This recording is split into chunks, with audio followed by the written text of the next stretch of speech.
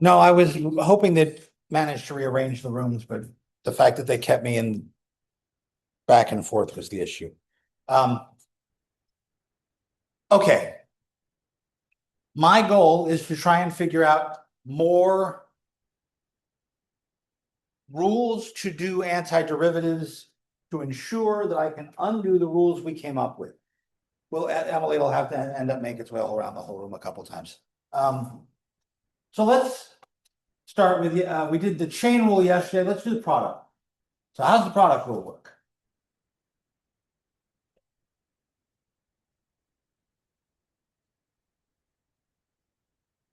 Talk to me. First, seven, first.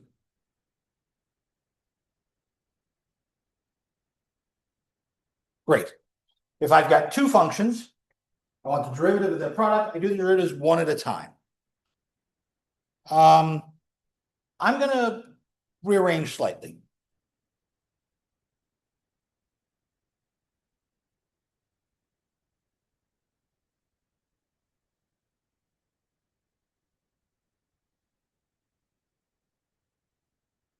Just switch the two in order. So if I do the antiderivative instead of the derivative here, so I get fg is the integral of f prime g plus the integral of fg prime. Because an antiderivative undoes derivatives, yes? Cody, did that go forward from you?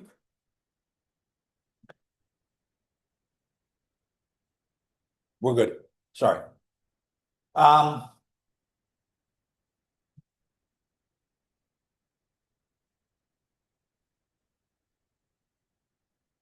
Random change in letters. I want to think about this in substitution terms. I think about substitution, I have a u, right? And a du. So let me call one of these functions u.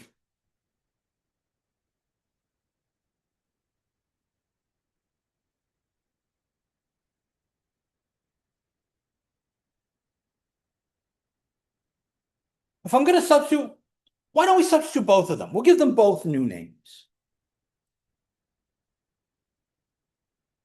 But then I think about derivatives. If I have u as f, then du is f prime, isn't it?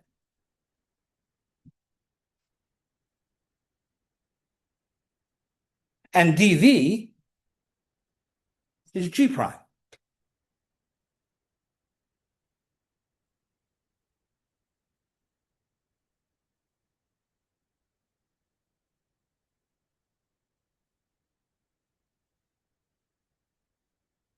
F prime is du, g is v.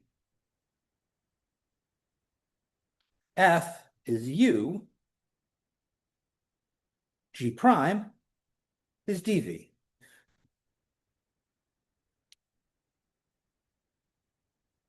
This looks a little weird, man. Yes. I've really just spent 3 minutes rewriting the product rule in a new version. So it now looks like antiderivatives instead of derivatives. Why would I do this? I want to move this integral to the other side. I want to get this one all alone.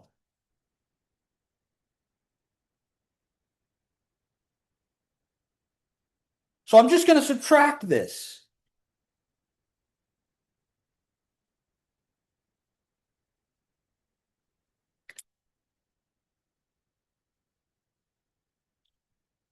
Now,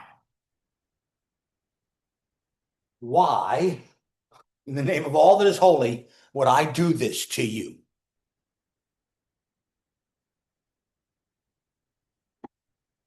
Let's take a version of the integral we were doing yesterday. We did an integral like x cubed cosine x to the fourth plus 2, something like that, right? For a u substitution. Let's go with a simpler setup, but the same sort of mix and match idea.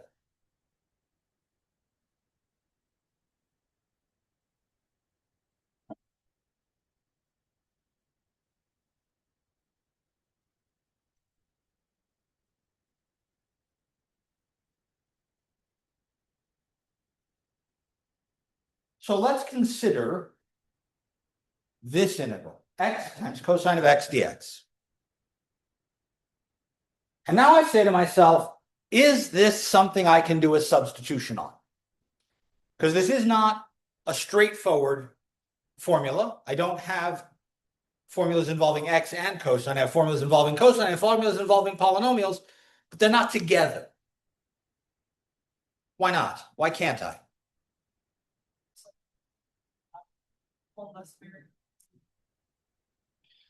If I put in the inside here is just an x, right? And then I would have cosine of u, but du would just be dx. What would I have with this extra x outside? I'd have another u. That would just be like changing the whole letters. That's worthless. If you change letters, it doesn't do shit. If I were to let u be cosine, then I'd need a sine somewhere around there to have u be cosine of x, then du would be minus sine of x, and there's no sine.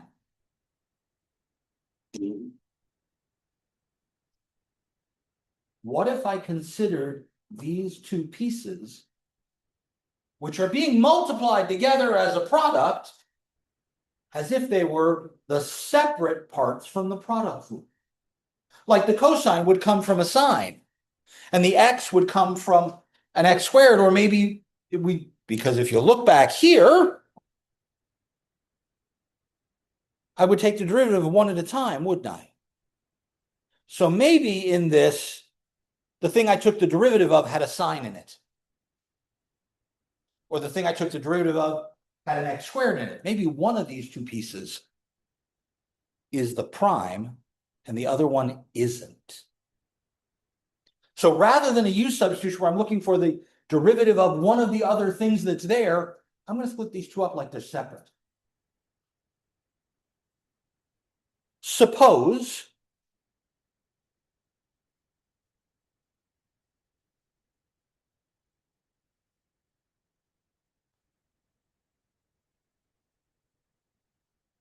I'm going to look at this side.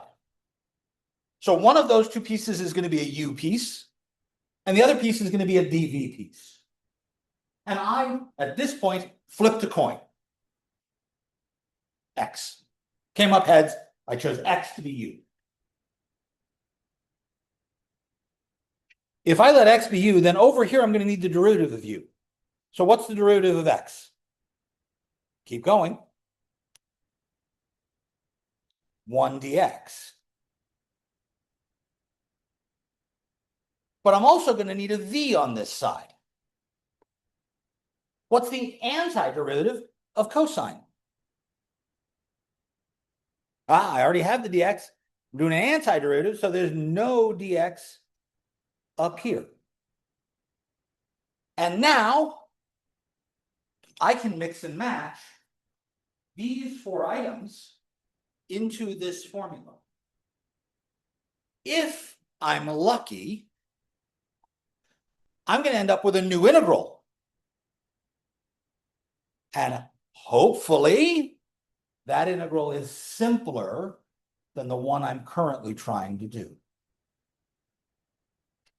Let's find out.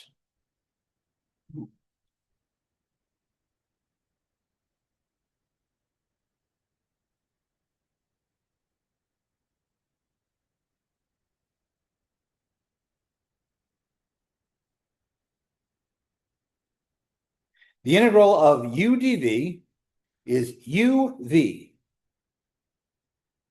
minus the integral of v du. This is an example of a reduction formula, where we start with one integral and reduce the complexity. Hopefully. Do you know how to do this new integral? Yay! I have the trig formula sheet. I can remember how to take the antiderivative sine. I know how to do this. It made my life easy. What is the antiderivative sine? Careful. The derivative of sine is cosine. The antiderivative is minus cosine. I already have a minus sign, so I get another one.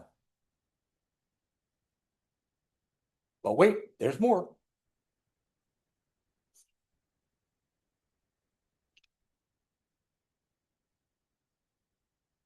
I was able to work the product rule backwards. We should check it. Make sure I didn't something up. If I want to check this, I should take the derivative of that.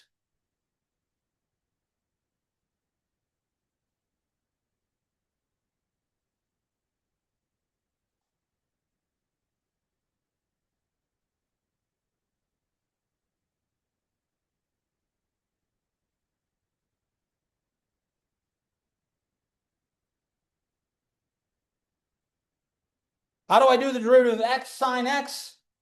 There's my product rule, right? X times sine x. I take the derivative of the first, leave the second alone, then add, leave the first alone, take the derivative of the second. So the derivative of x is a 1 sine x plus x times, sine is cosine, plus, what's the derivative of cosine?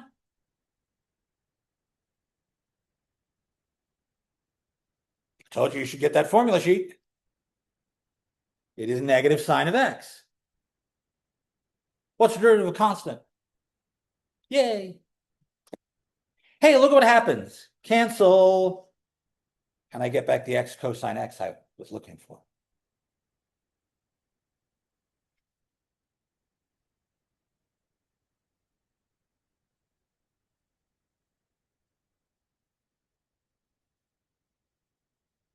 Huh. By treating the two pieces, we joined them together when we were doing the chain rule. We were looking for substitution, but the pieces had to be related. Here I'm saying, no, they're not related. Treat them as separate parts. And that's why we call this formula integration by parts. Do my integration separately for the pieces. One part is the variable, the other part. You just said something different. It's not the derivative of that variable, it's the derivative of another thing. I don't know off the top of my head which should be u and which should be dv. That's, well, one of the pieces, let's see what would have happened if we tried it the other way. Let's do the integral of x cosine of x dx, but this time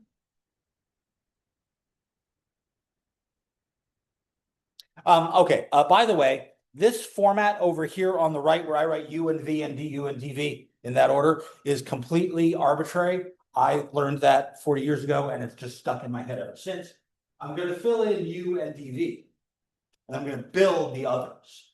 Some textbooks will actually make a u and a dv at the top and then put v and du underneath them. But I always think of down as derivatives and up as integrals. So I tend to put v above dv because powers go down when you take derivatives, they go up when you take integrals. So I'm going to reverse my two pieces.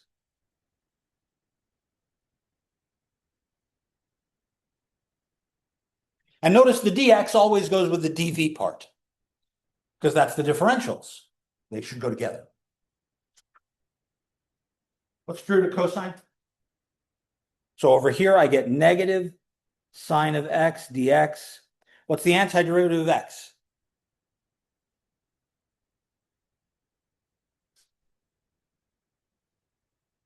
So, same formula. uv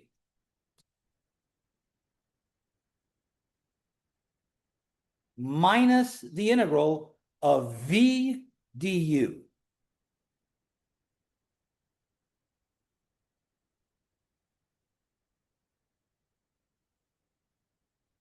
So here's my question. Is this new integral easier than the one we were looking at? I don't think so. I think that's gotten worse. And that's what cues me on the fact that this is, in my opinion, the wrong way to go about it. Emily.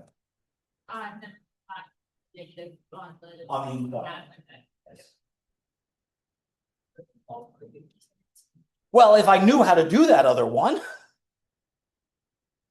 You're right. Yes, absolutely. But in this case, I've gone for something where the integral I was doing became simpler to something where the integral I now want to do is at least as hard as, if not harder than the one I started with. I started with just x and a trig function. Now I've gone up to x squared and a different trig function. That does not look simpler at all. So my problem here is that is harder than this. This must be the wrong way to do it.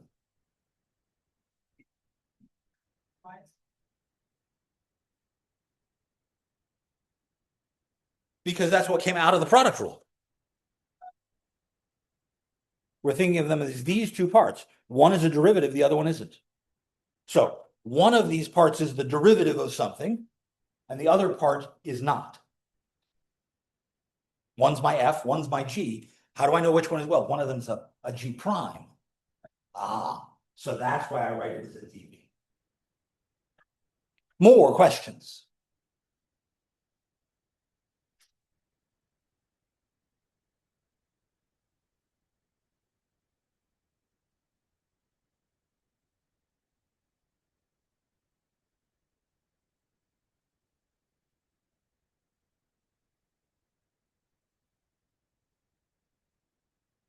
Before you actually try and do this problem, write out both versions of the u and v choices. You could make u x, or you could make u e to the x. Write out the u and the dv and the v and the du for both of those setups. You don't have to do it, just write out the choices.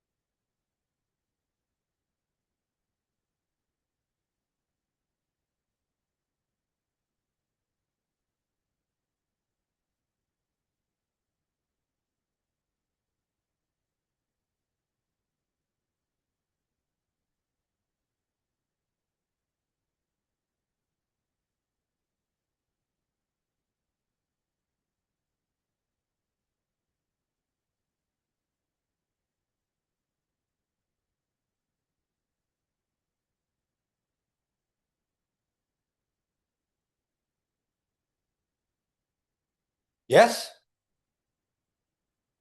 Now think about the mixing and matching. The VDU part is the part that ends up being the integral. I do UV and then I do VDU. So I want to look at those together. I want to look at those together. And when I start to say to myself, my two options are putting these two together or these two together, which of those two do you think is going to be easier? Option number one, because I only have an e to the x dx. I know how to do that integral. But over here, ooh, scary. It looks harder than my original. So let's pick method one.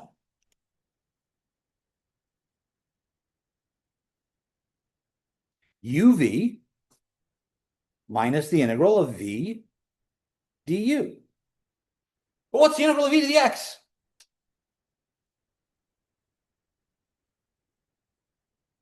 There should have been a hue and cry. E to the x.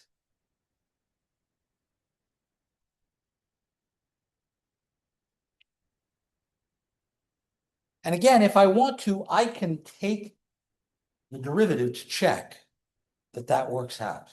That when I do the product rule on x e to the x, I'm going to get something that will end up canceling this other piece and leave me with just that. By the way, if I tried to do number two, UV minus the integral of v du, yeah, I'm pretty sure that's uglier.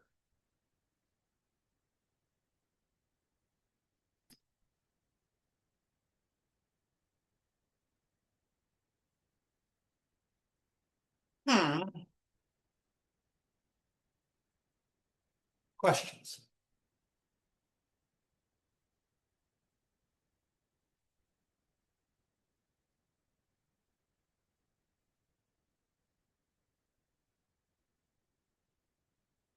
I have seen setups for integration by parts that have a column where you take all the derivatives and a column where you take all the integrals, and then there's this diagonal pattern matching that I have never managed to learn because that was invented like 15 years ago, well after I'd learned this and was still teaching it the older way. If you look online, you will find lots of different ways to set up these ideas, so you remember what pieces to put together. That diagonal match to me is the piece that makes it important. I need to remember those go together to make my new method. But when I first learned it, I learned it by rote with that formula. The integral of u dv is uv minus the integral of v du. And when I learned that, I was a science geek at the time, before I was a math geek. UV. Oh, right. Ultraviolet light. Yes? UV. VU. The bad joke. You've heard it from Math Center. Come on. Ah. How do I remember integration by parts? Ultraviolet voodoo. Yes, we're black magic practitioners. Ultraviolet UV voodoo. It's stuck. It's dumb, but it's in there. It's been there for 40 years. We might as well keep it. That's my formula. Questions?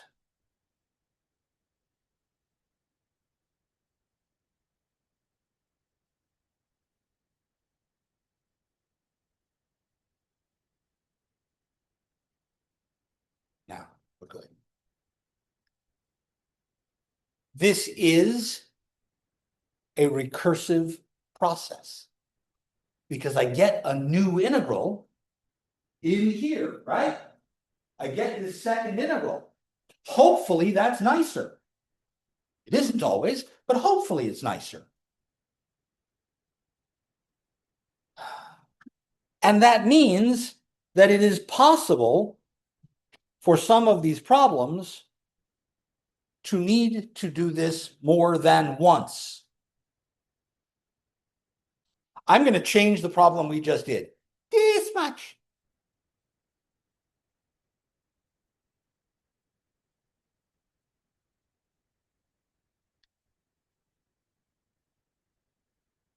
Teeny tiny little change. Instead of x e to the x, it's now x squared e to the x.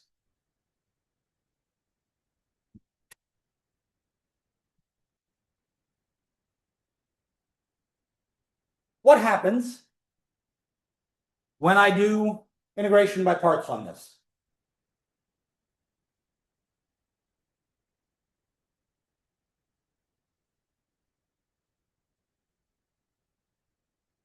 Set it up for me. U, V, du, dv. Write out that's first step uv minus v du.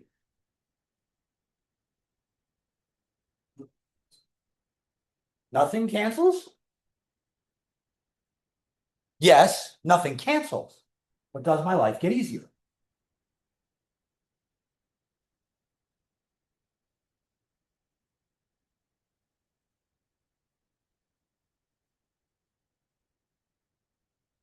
What's your choice for u? What's your choice for dv?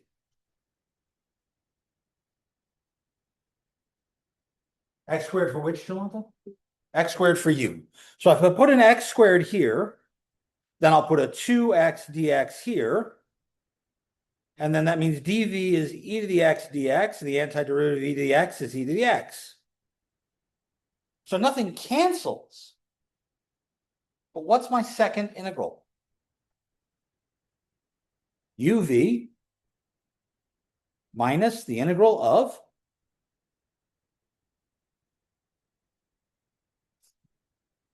keep going, Em.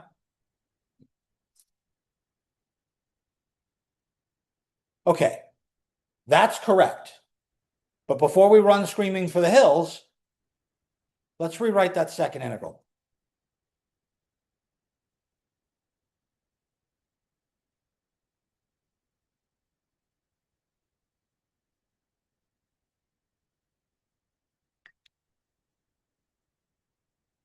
Okay, wait a minute.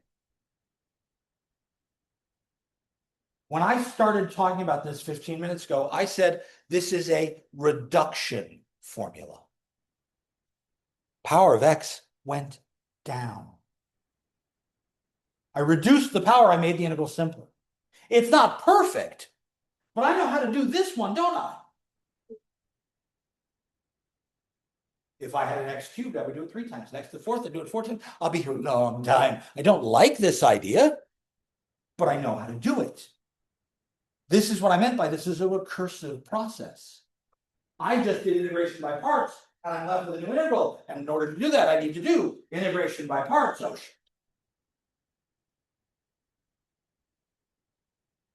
integration by parts, there's an abbreviation for you, again. So now I have a new u and a new dv, and I do the process again.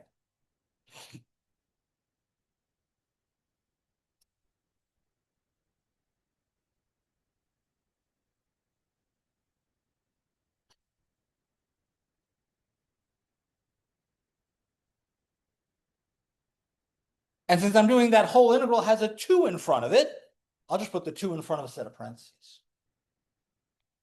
uv minus the integral v du.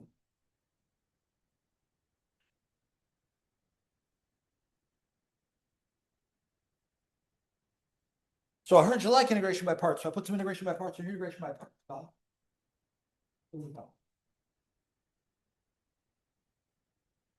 But this integral, now I know how to do perfectly, right?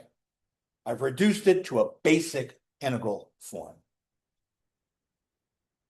X squared e to the x minus 2x e to the x minus a minus becomes plus. The integral of e to the x is e to the x. Oh, but I need to put that 2 in there since I got rid of the parentheses. If you kept the parentheses, you wouldn't need to move the 2. And it would still be a minus sign. Yeah. Because what's 2 times a constant? It's still a constant. I still had an integral in it, didn't I? The plus c is still hiding in here. I don't need it until there are no more integrals.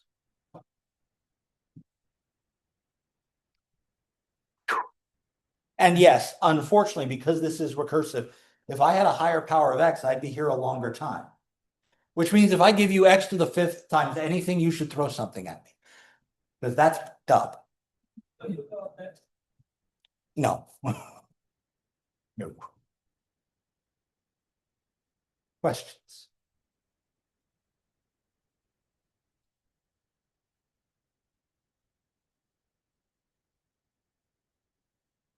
I'm going to be sneaky.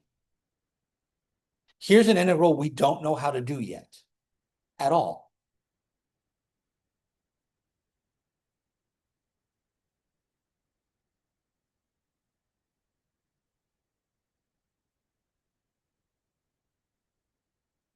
We did tangent yesterday. And I said we could do tangent by rewriting it as sine over cosine. This is just ln of x. Say what? If I exponentiate it, then I've changed the entire thing, and e to the integral doesn't become the integral of e to the.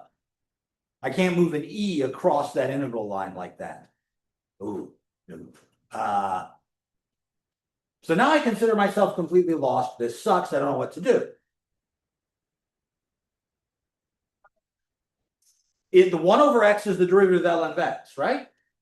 1 over x is the derivative of ln of x. 1 over x is the same as x to the negative 1 power, isn't it? And that moves me away from having things with exponentials and logarithms in it just to having powers in it. So what if I made an integration by parts here?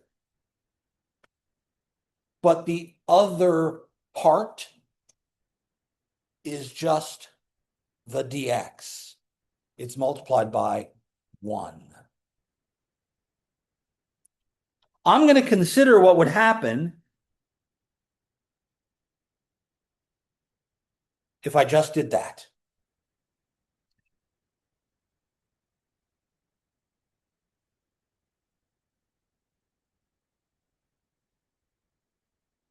All right. Fill out the rest of the set of options. Let's write the next step in our integration by parts format. I need a du, and I need a v. And Emily, you said the derivative log was 1 over x, right? So I get a 1 over x and a dx here. What's v in this scenario? The antiderivative of 1, right? Is 1x.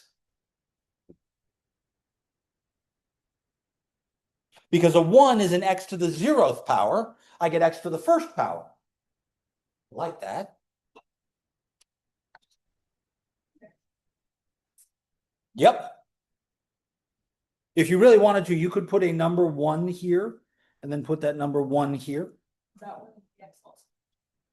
Absolutely. It's attached to the differential dv. Because I want to break these things up into a u part and a dv part. And whatever differential dv is going to come out of here, it's got to have the dx to go with it. So whatever this piece is, it takes this dx. What is the new integral answer I get, the ultraviolet voodoo part that comes out of this? I get uv, x times ln of x, minus the integral of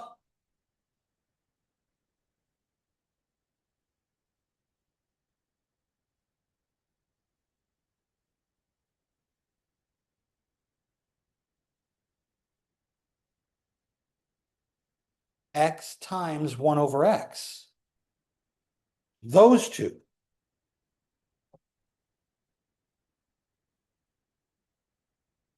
That's the integral of 1 again.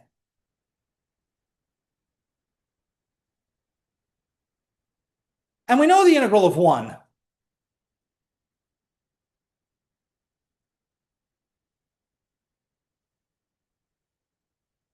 Hot damn, it worked.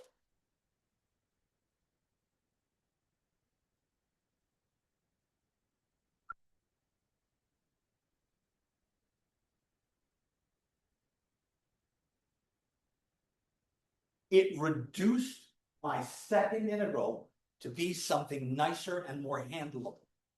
I like that.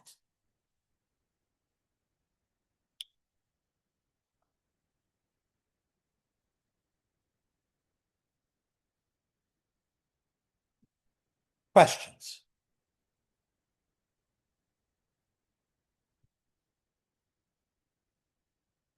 So this one,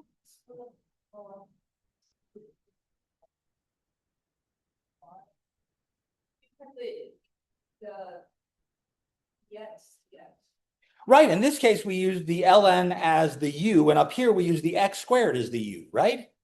So I think that's really our big question, is how the hell do I pick which one's u and which one's dv? And in the long run, that is the big question. How do I know which is going to reduce ECU? And it turns out there is a way. Yeah, I think it's. In the top one, it stayed with you guys. Right, because I made that as my choice of Okay. dv, Okay. and the dx has to stay with the dv part. Yes, the dx can go with either part, but it's going to go with whichever part is the dv part. Would have been x squared dx. Yes. So I can even go a step further. I can say every time I set this little chart up, every time I'm going to get u equals something, dv equals something with a dx. And then I build v from here. And when I take the derivative of this, it will suddenly have a dx on it. So I always put the dx over here and then build the other two. Better? Yes.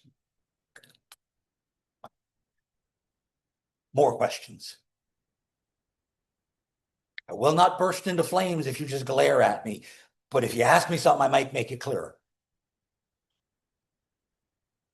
Okay. So how do I choose U versus dV?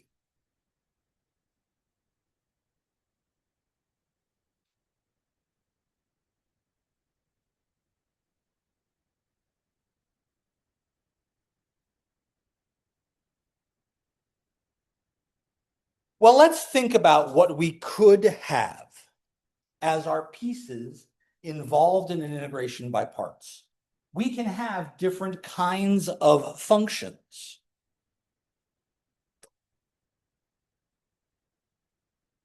I've seen a logarithmic function. I've seen trigonometric functions. I've seen exponential functions. I've seen polynomials. I haven't done one yet, but we could even do one with an inverse trig, right? Those are the kinds of functions we had back in chapter 3 that we learned to take derivatives of. So I think I should be looking at them as to which things get nicer when I take their derivatives. A logarithm becomes a 1 over x, which makes x powers smaller. I like that. If I've got a logarithm, I think that's going to be my first choice to be a u. So I'm going to say the first thing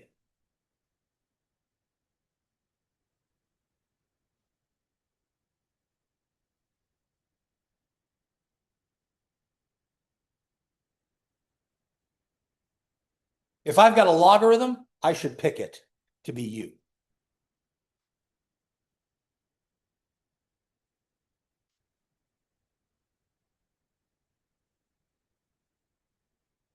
That's option number 1, logarithms.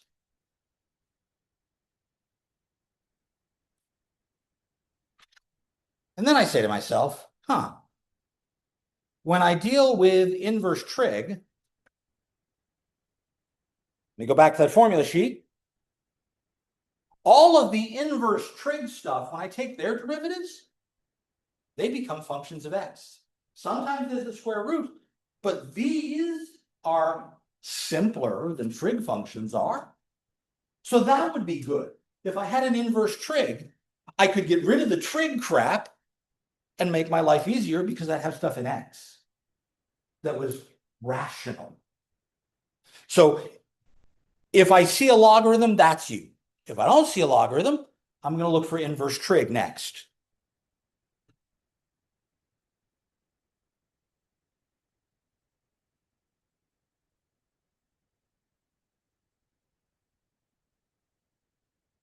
So what if I don't have either of those?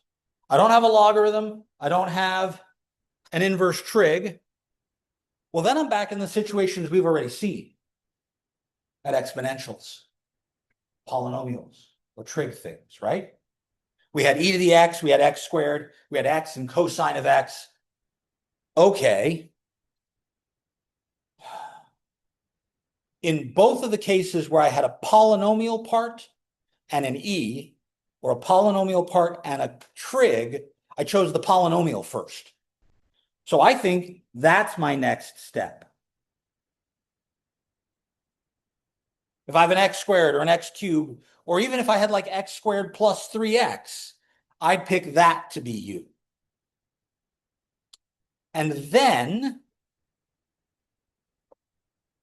if I didn't have a polynomial, I think I'd pick the exponential, because what's the derivative of e to the x?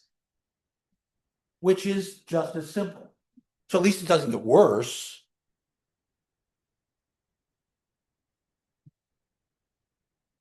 The thing I am least likely to want to pick as u is a trig function.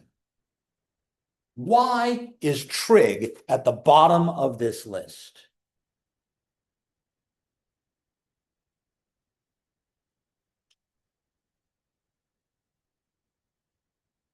Because if it's not a negative that cancels out, it's just gonna get harder.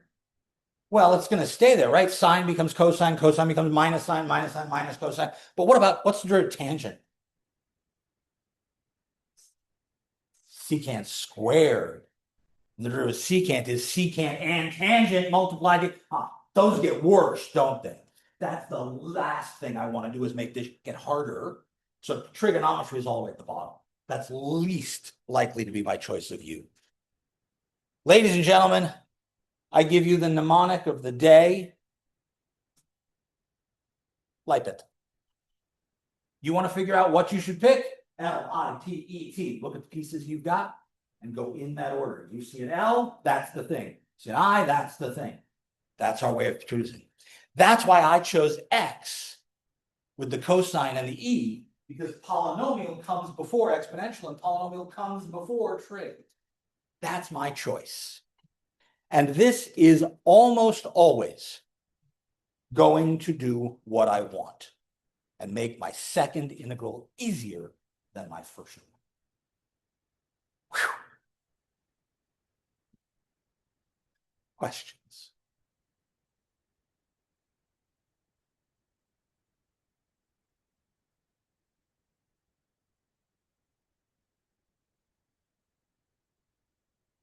Unfortunately,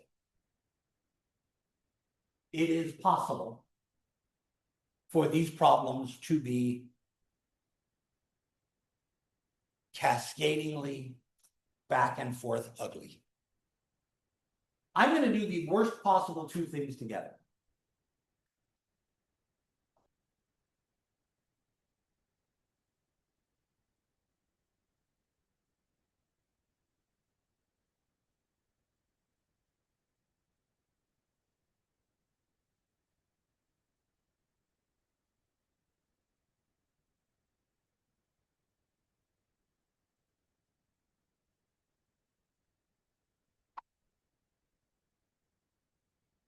Now, for the record, I use this function a lot. E to the x cosine of x and e to the x sine of x are parts of functions of complex variables that show up in differential equations in physics and in orbital descriptions for chemistry. In quantum chemistry, that's that class. Just give me a minute, I'll remember which class it is. So if I'm going on in hard sciences, I'm going to see this integral a lot. Engineers do a lot of stuff that involves this. Usually they have numbers up with the x's, so I'll get like e to the minus 0.23x and cosine of 0.74x, something like that. I promise there's a way to make these easier, but it's way beyond this course. So how do I do this with integration by parts? Say again? U is the exponential. So let's rock with that. And that means that dv is cosine of x dx. The dx goes with the cosine because it goes with the dv. Build v, build du.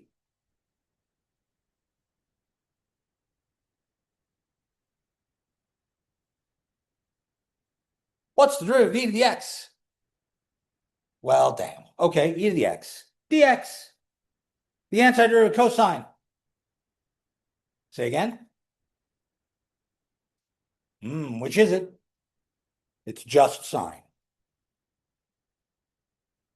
Okay, so when I do this, I get uv minus the integral of v du.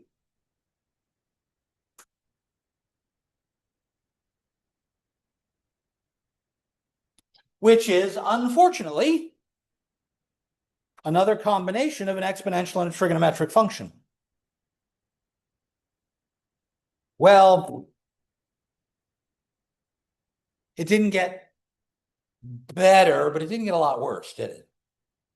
It's still e and trig, so let's do it again. Recursive idea, right? If I see another integration by parts, let's do another integration by parts.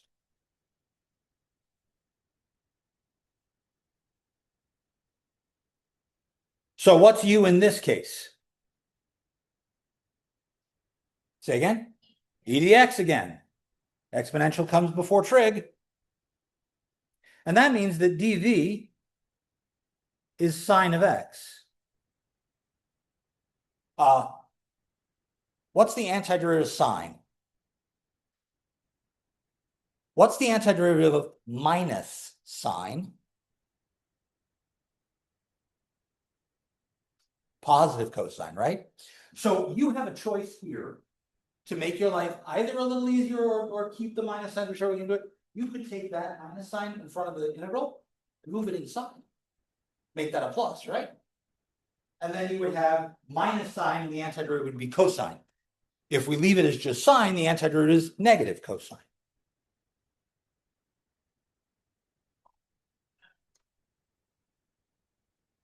Okay. So I get e to the x sine x minus parentheses uv minus e to the x cosine x minus the integral v du minus cosine x e to the x dx. Okay, I have minus signs within minus signs within minus signs. This is making me nuts. You're looking at that like it hurt you. Talk to me.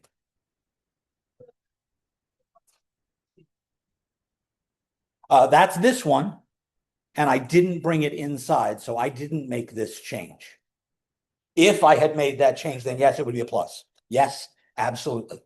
But then you'd have different signs here, which is what I'm about to do when I multiply it all out anyway. So I get e to the x sine x. Minus a minus becomes plus e to the x cosine x. Minus minus minus is still minus.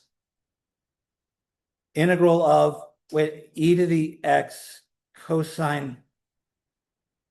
Hang on a bloody second. Wait just one damn minute.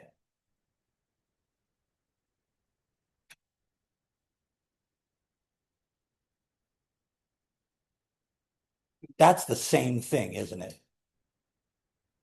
I went right around in a circle.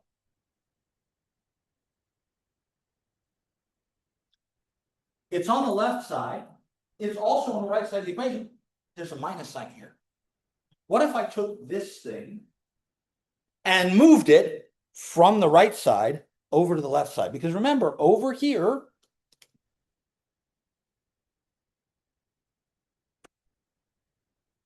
is that same e to the x cosine? I'd have two of them over there, wouldn't I?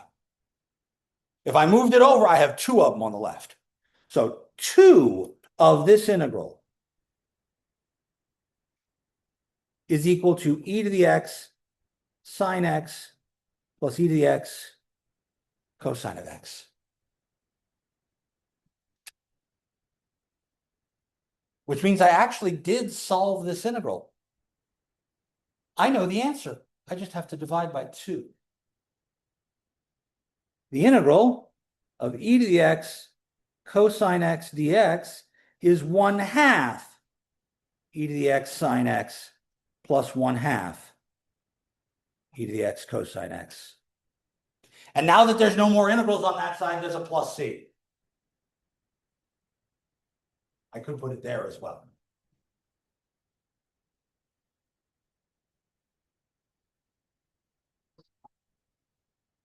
Holy moly!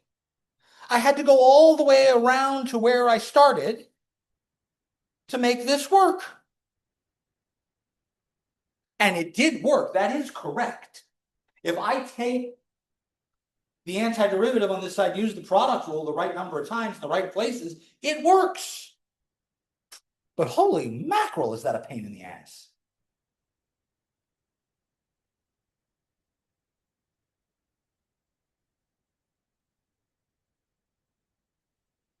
Questions?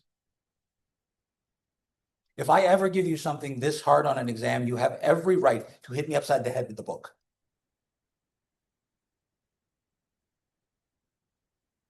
Because that thing's a brick, and I would deserve it. There are lovely, interesting shortcut methods that get me around this. They involve complex numbers and integrating complex variable functions. If you're interested, I would love to talk to you about it. My research is in complex variables, but you don't want to do that most likely. If you are interested, come see me in office hours. I have whole pages written up on it. I'm that kind of geek. Yes,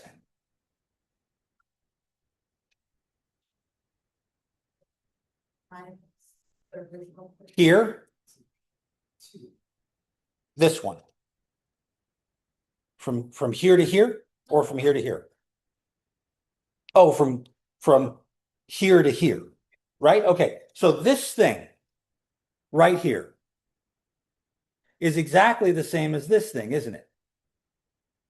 Well, I have an A on this side, and then over here I have a minus A. So if I add the other A, I'm going to get 2A on this side, aren't I? So that's all I did is I moved this over here, and I did the 2.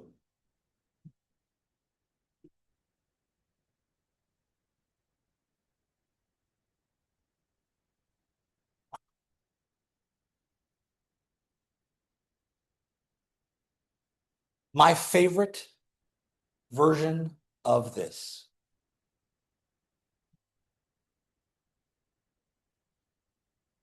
When you hit a glass, you hear that tone and it starts to soften, it dies down. And then it gets quieter again. Do me a favor. I want you to graph something for me. Get back up there.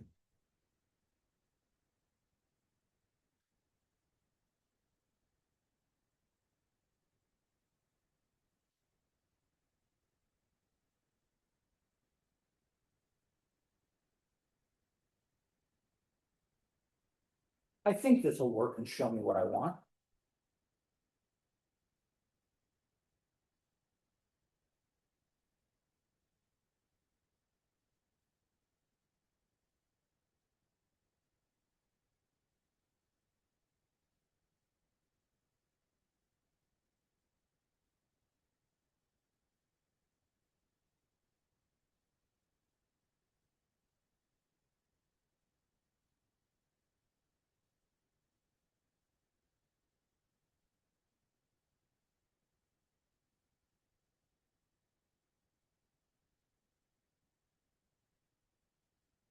When you graph this, if you look at the standard window, it doesn't look like much, does it?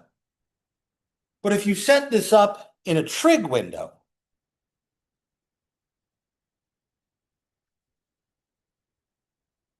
what am I seeing?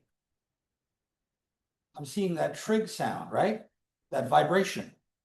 But I'm seeing it get softer. Okay, engineers, I go over a bump in my car. What's my shock absorber do? It starts to vibrate my car. I would like that vibration to slowly go away, wouldn't you? Otherwise, you're driving down like you've got airbags in your car. I don't want to do that. That sort of damping effect is what my struts do. They're filled with gas, and the pistons slow the vibration.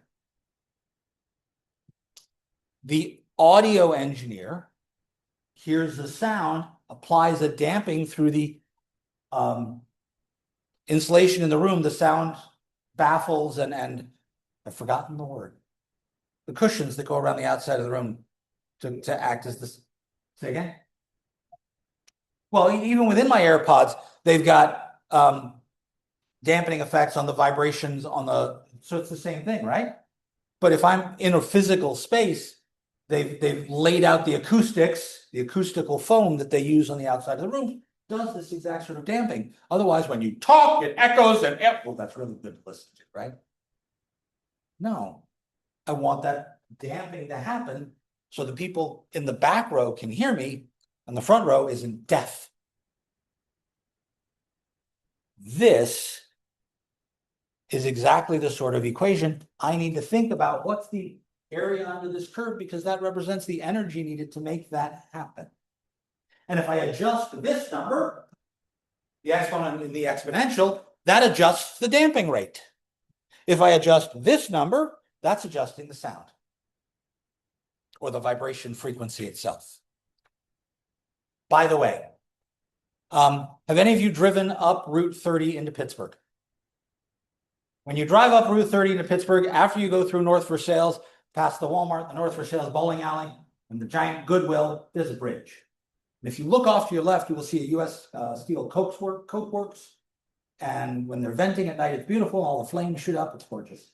That bridge is the George Westinghouse Bridge, and it has a sign on it. And the sign on the bridge says, "Marchers break cadence."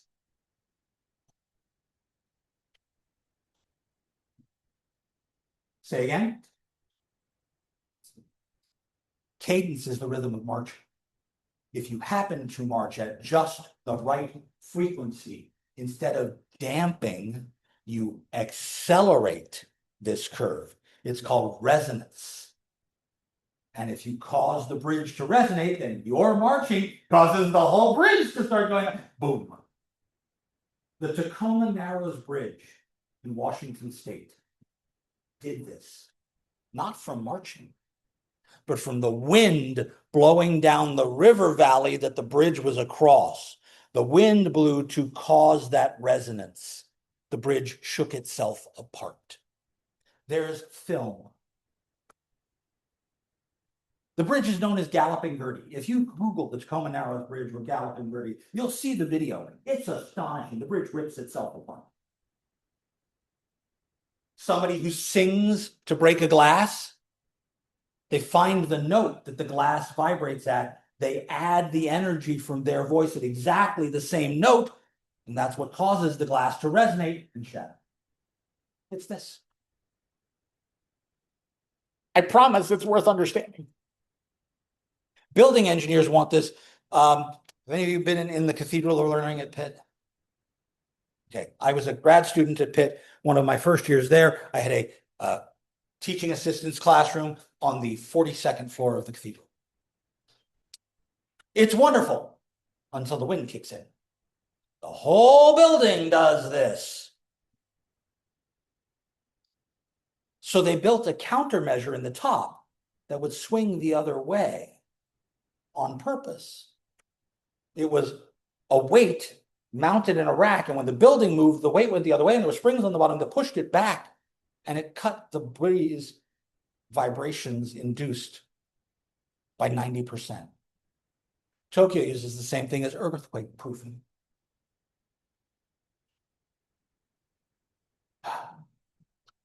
This is the cool stuff. Okay, questions. Just like yesterday, I have to ask a question now. What happens when I do a definite integral?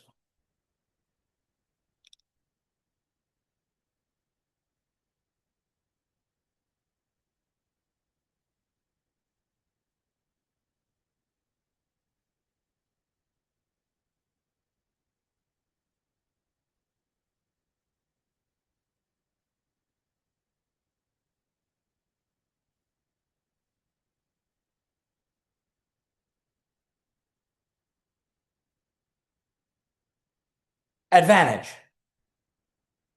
Integration by parts doesn't actually change my limits of integration because I'm not actually changing the variable. Even though off to the right, I write u and dv and v and du, when I actually write the integral, it's still an x. So I don't actually have to change the limits to do this integral. I just have to identify the pieces for u and v and du and dv. So, Leibniz this sucker. What should be u? What should be dv?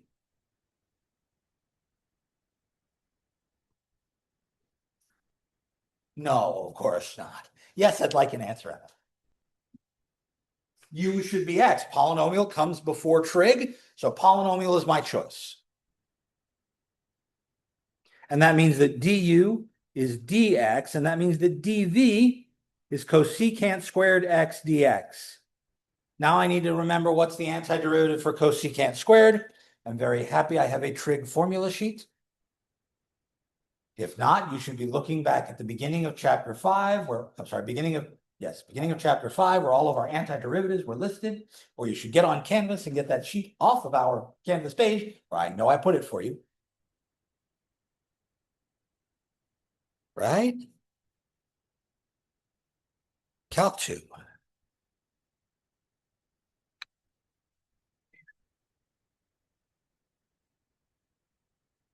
Formula sheet for trigonometric derivatives. There it is.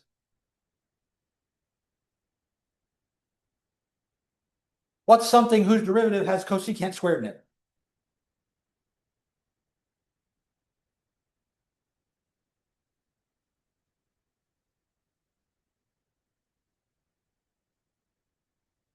The internet is your friend. Cotangent. But the derivative of cotangent is minus cosecant squared. I don't have a minus, so I'll put a minus up here.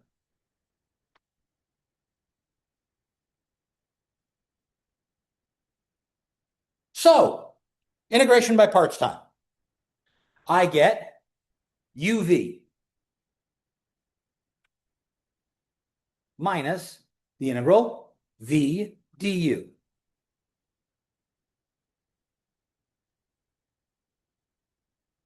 But this is a definite integral.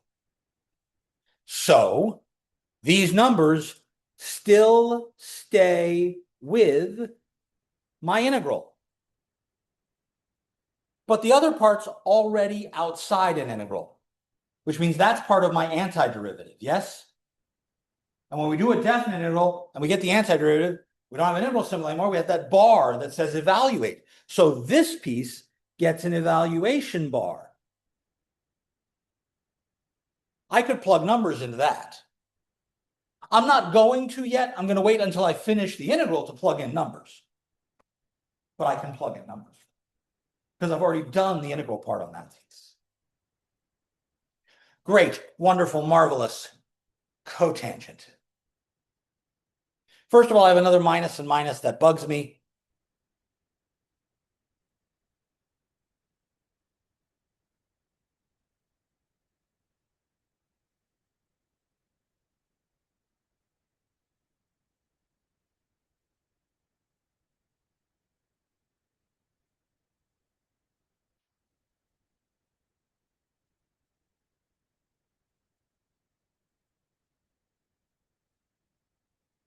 Well, crap.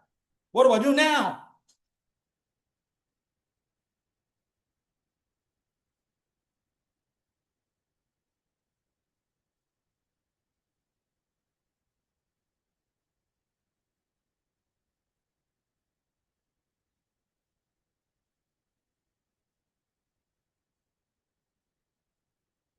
I have to look out there. No, I know how to do this.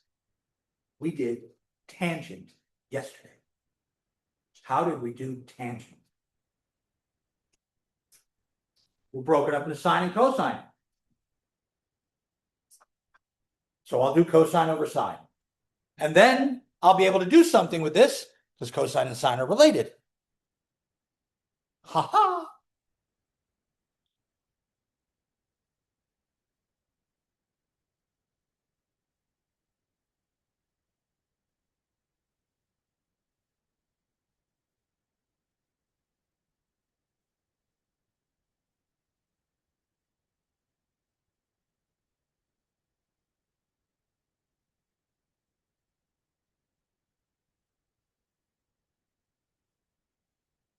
Yes, ma'am.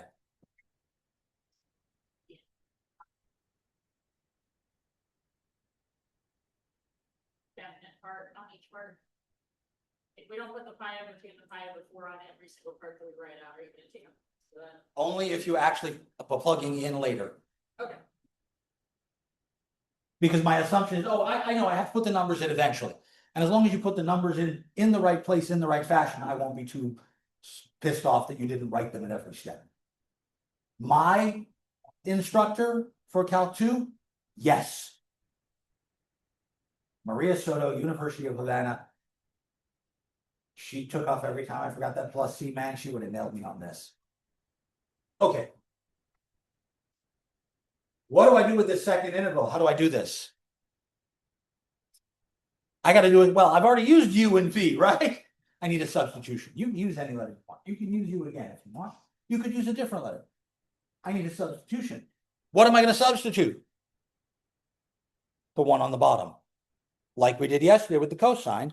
So if I let U equal sine of X, derivative sine is cosine, I have everything I need.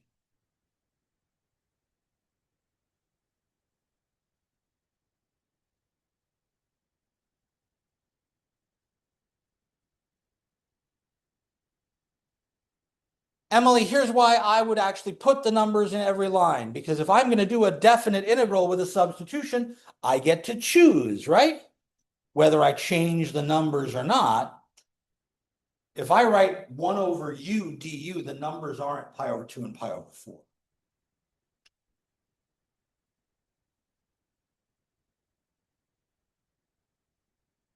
What are my numbers?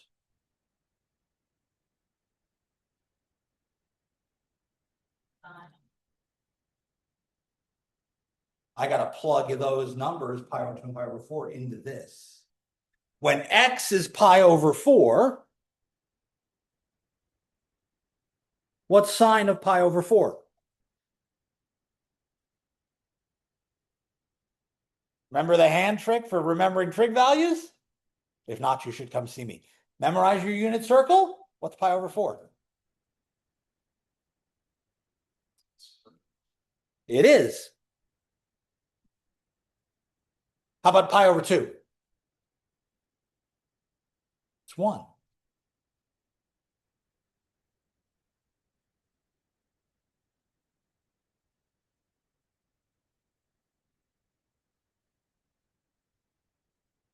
What is the antiderivative of 1 over u?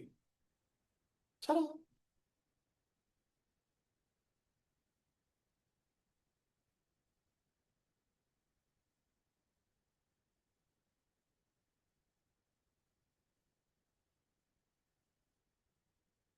And now we can plug in numbers. And when we plug in numbers, we actually work out what this is. Okay, so I have negative pi over 2 times the cotangent of pi over 2, minus a minus becomes plus, pi over 4, cotangent pi over 4, plus ln of 1 minus ln root 2 over 2. My life is about to get a little easier, because I can find all of the trig values directly. What is cotangent of pi over 2?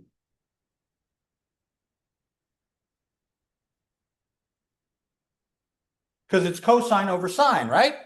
Cosine of pi over 2 is 0. Sine of pi over 2 is 1. Cotangent of pi over 4.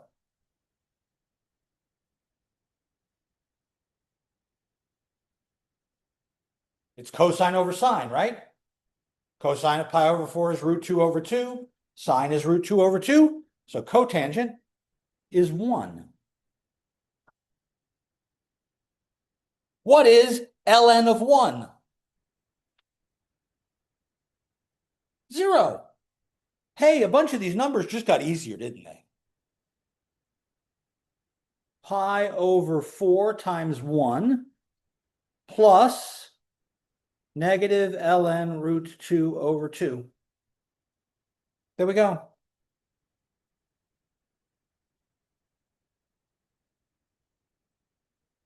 If you grab a calculator, you'll get 1.132. But I don't want a decimal answer. I like exact answers. I would leave it just like this and walk away.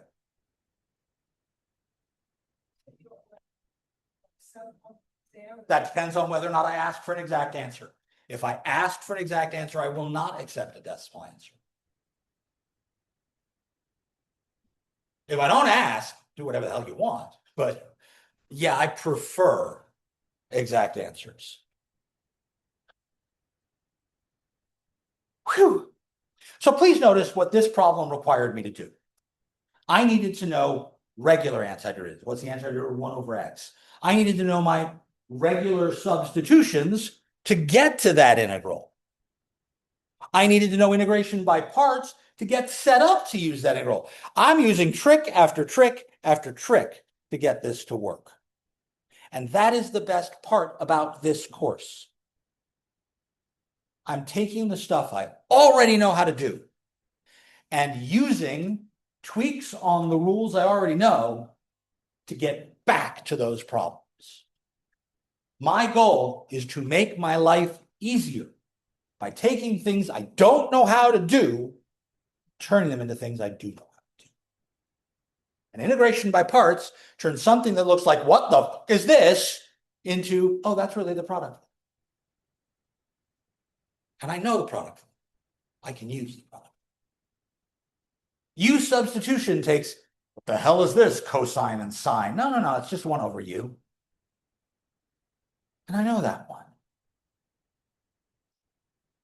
The hardest part of this course is that pattern recognition. I see a deeper pattern behind cotangent. I see a deeper pattern between those two pieces being treated separately rather than together. That's not obvious, but it is achievable. Questions? I'm going to crank my U substitution up on steroids tomorrow when we take integrals that are a bunch of trig functions. I will see you all then. Have a wonderful rest of your day.